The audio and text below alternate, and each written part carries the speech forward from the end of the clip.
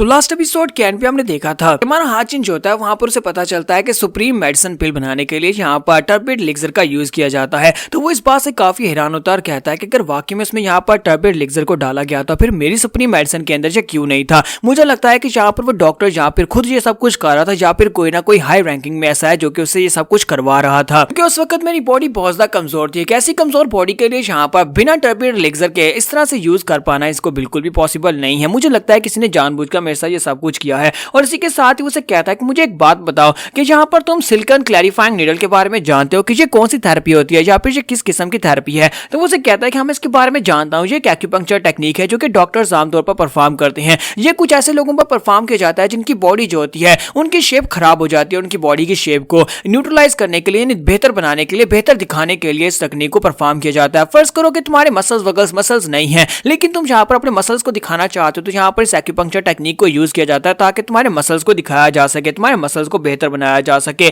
मैं भी कई बार इस टेक्निक को यूज कर चुका हूं। कई बार मिशंस के ऊपर जाने के वक्त मुझे यहाँ पर इस तरह की टेक्निक्स को यूज करना पड़ता है ताकि मैं अपने मसल्स को पंप अप कर सकूं। तो ये बात सुनने के बाद वो और भी हैरान होता है और कहता है कि अब तो मेरा शक यहाँ पर कंफर्म हो गया है, क्योंकि ये लोग मुझे सुप्रीम एलिक्सर पिला रहे थे जिसके अंदर टर्बिड मेडिसिन नहीं थी और ऊपर से यहाँ पर मेरी बॉडी के अंदर एक्यूपंक्चर टेक्निक को यूज करते हुए मेरी बॉडी क्योंकि पहले यहाँ पर हड्डियों का ढांचा बन चुकी थी, लेकिन ये लोग यहाँ पर उस टेक्निक को यूज कर रहे हैं एक्यूपंक्चर टेक्निक के साथ मेरे मसल्स को पंप अप करते रहे, जिसकी वजह से देखने वालों को लगता रहा कि ब्लॉकेज की वजह से मेरी बॉडी कमजोर होती रही है। लेकिन अभी मैं यहाँ पर काफी सेहतमंद हूं, लेकिन ये लोग ये चाहते थे कि अंदर से मैं मर जाऊं, खोखला हो जाऊं। सोच रहा था कि मुझे यहाँ पर कुछ ना कुछ तो करना पड़ेगा उस डॉक्टर के बारे में, क्योंकि वही डॉक्टर मेरे लिए ये सब कुछ करता था। मुझे लगता है कोई हायर ऑफिशियल, कोई एल्डर या फिर कोई डिसाइपल भी हो सकता है। तो फिर साथ ही वो सोच रहा था अगर मैं यहाँ पर बात करूं किसी डिसाइपल की तो ये फोर्थ जंग मास्टर हो सकता है, क्योंकि फोर्थ जंग मास्टर ने अपनी बहन रिन को मेरे पास भेजा था मुश्किल क्रिएट करने के लिए। तो मुझे लगता है कि ये वही हो सकता है, क्योंकि उसके थर्ड जंग मास्टर की कभी आपस में बनी नहीं। इसके साथ ही नेक्स्ट सीन जो होता है फोर्थ जंग मास्टर का दिखाया जाता है। डॉक्टर उसके पास आता है और उसे कहता है कि केव पाइन टी है, आपके लिए बनाकर लाया स्पेशली, प्लीज इसे पी लें। तो उसे कहता है कि शाइन भी मुझे एक बात तो बताओ, अरे पूरे के पूरे डीमन कर्ल के एरिया में सबसे ज्यादा मुश्किल जगह कौन सी है जहां पर इन्फिल्ट्रेट करना मुश्किल है। तो शाइन भी यानी उसके डॉक्टर का नाम होता है। शाइन भी उसे कहता है कि सर मुझे लगता है कि सबसे ज्यादा मुश्किल जगह सॉलिटरी बैम्बू ट्री जंगल है, वहां पर इन्फिल्ट्रेट करना बहुत ज्यादा मुश्किल है। तो उसे कहता है कि हाँ तुमने बिल्कुल ठीक कहा, क्योंकि बहुत सारे हाई लेवल के एग्जीक्यूटिव्स जो है इस वक्त वहां पर पहरा देते हैं, यहाँ तक कि कोर्ट ऑफ एल्डर्स की इजाजत के बिना वहां पर कोई भी नहीं जा सकता। अगर कोई भी वहां पर पांव रखता है तो उसी के साथ डीमन एम्परर को इस बारे में पता चल जाता है, क्योंकि वो लोग वहां पर से इंफॉर्मेशन जहां पर पहुंचाते हैं। कोर्ट ऑफ एल्डर्स उन लोगों का काम है कि वहां पर उस जंगल के पर नजर रखना। यहाँ पर फोर्थ जंग मास्टर जो होता है वो ये प्लान बना रहा होता है कि वो सॉल्टरी बैम्बू ट्री जंगल के अंदर अपने लोगों को घुसा दे और वहां पर जाकर थर्ड जंग मास्टर को मार डाले, क्योंकि जब से एम्परर ने उसे यहाँ पर ये बात बताई है कि थर्ड जंग मास्टर जिंदा है तो इस बात से वो काफी ज्यादा बेचैन है और उसे यहाँ पर मरवाना चाहता है कि इससे पहले कि वो अपनी पावर्स को गेन कर ले वो यहाँ पर अपने लोगों को वहां पर भिजवा कर उनको मरवाना चाहता है। तो इसी के साथ ही वो अपने डॉक्टर से कहता है कि शाइन भी मुझे पता है कि तुम मेरी बातों को समझ रहे हो,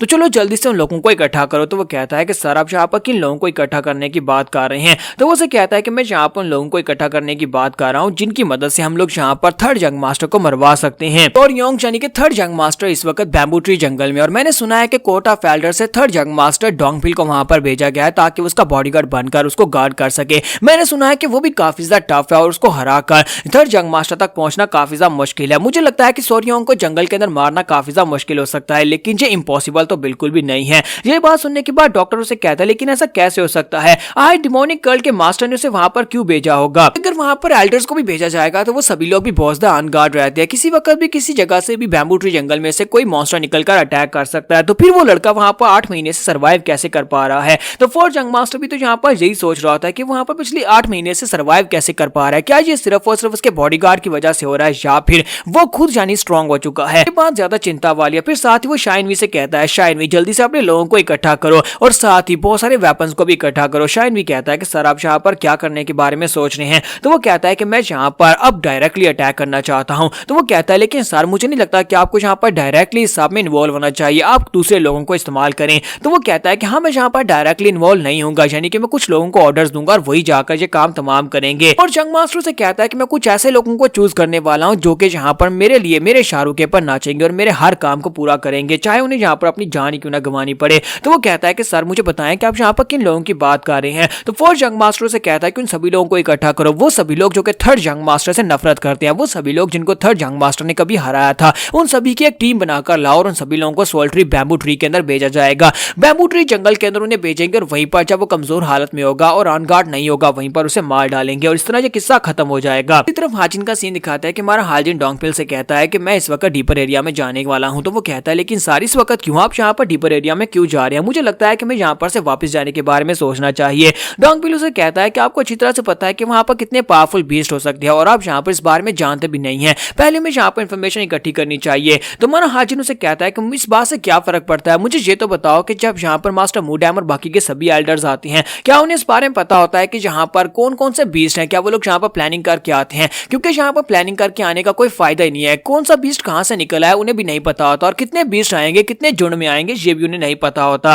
हाजिन उसे कहता है कि यहाँ पर हमें तैयारी करके जाने का कोई फायदा नहीं है, मैं बस अपनी तलवार लेकर वहां पर जाने वाला हूँ। मुझे जल्दी से जल्दी वहां पर जाना है, जल्दी से जल्दी जाकर वहां पर से एक बैम्बू ट्री को काट कर लाना होगा जिसके अंदर स्पिरिचुअल एनर्जी हो। सबसे हाईएस्ट स्पिरिचुअल एनर्जी वाले बैम्बू ट्री को काट कर वहां पर से ले आऊंगा। रास्ते में जितने बीस्ट आएंगे सभी को मार डालूंगा। तो इसी के साथ डोंगपिल उसे कहता है लेकिन आप वहां पर नहीं जा सकते, आप ऐसे बिल्कुल भी नहीं जाएंगे। हम यहाँ पर काफी ज्यादा स्ट्रॉन्ग हो चुके हैं, मुझे आपके ऊपर भरोसा है, लेकिन मैं यहाँ पर शेर ही चाहता कि आप डीपर एरिया में जाएं क्योंकि वहां पर जो बीस्ट हैं आप उनके बारे में नहीं जानते। मुझे पता है कि आपका लेवल इस लेवल के बराबर नहीं है कि आप एल्डर्स के साथ अपना मुकाबला करवा सके। एल्डर्स वहां पर से जिंदा बचकर आ सकते हैं, आप नहीं आ सकते। हाजिन उसे कहता है कि ये बात तो तुमने बिल्कुल ठीक कही, इस वक्त मैं अपने आप को ग्रेट पावरफुल नहीं कह सकता, मैं यहाँ पर एल्डर्स की बराबरी भी नहीं कर सकता क्योंकि मुझे पता है कि कल्ट में बहुत सारे लोग हैं जो मुझसे ज्यादा स्ट्रॉन्ग हैं। तो डोंगपिल उसे कहता है सर मुझे माफ करिएगा, आपको मेरी बात बुरी लगी। और इसी के साथ हमारा हाजिन उसे कहता है तुम्हारे जितने एल्डर्स यहाँ पर इस डीपर एरिया की तरफ जाने की कोशिश करते हैं उन सभी के पास एक टैलेंट की कमी है जो मेरे पास है, वो टैलेंट सिर्फ और सिर्फ मेरे पास है।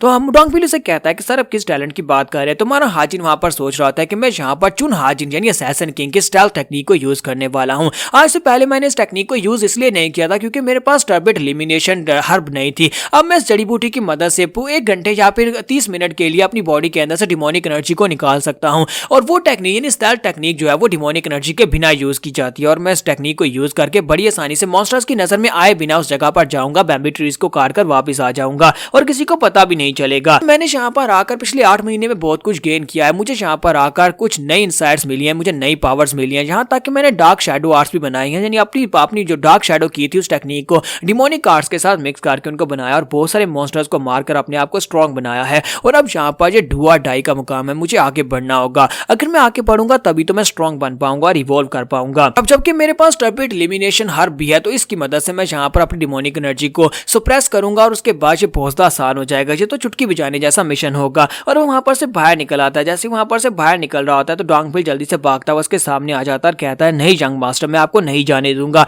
तो वो कहता है कि डोंगपिल ये मेरा ऑर्डर है, जल्दी से साइड के ऊपर हट जाओ। वो कहता है कि चाहे ये ऑर्डर हो या ना हो लेकिन मैं यहाँ पर इस ऑर्डर को फॉलो नहीं करूंगा। अगर आप मुझे मारना चाहते हो मेरा सर काटे और यहाँ पर से चले जाएं। तुम्हारा हाजिन उसे कहता है कि क्या तुम ये क्या कर रहे हो, कहीं तुम पागल तो नहीं होगे। फिर साथ ही उसे कहता है अच्छा ठीक है तुम डीपर एरिया के दरवाजे के तक मुझसे मेरे साथ चल सकते हो, लेकिन जैसे ही वहां पर डीपर एरिया आएगा तुम्हें वहीं पर रुकना होगा, उसके आगे मैं अकेला जाऊंगा। तो वो कहता है ठीक है सर, वहां पर तुम मुझे लेकर चले। और जहां पर हम लोग अपनी एपिसोड 17 का एंड करेंगे और नेक्स्ट एपिसोड में देखेंगे कि डीपर एरिया में कौन कौन से पावरफुल मॉन्स्टर होने वाले हैं, क्या ये जर्नी आसान होगी या नहीं। तो एपिसोड की एक्सप्लेनेशन अच्छी लगी हो तो कमेंट करके जरूर बताइएगा और वीडियो को लाइक करना मत भूलिएगा। Thank you.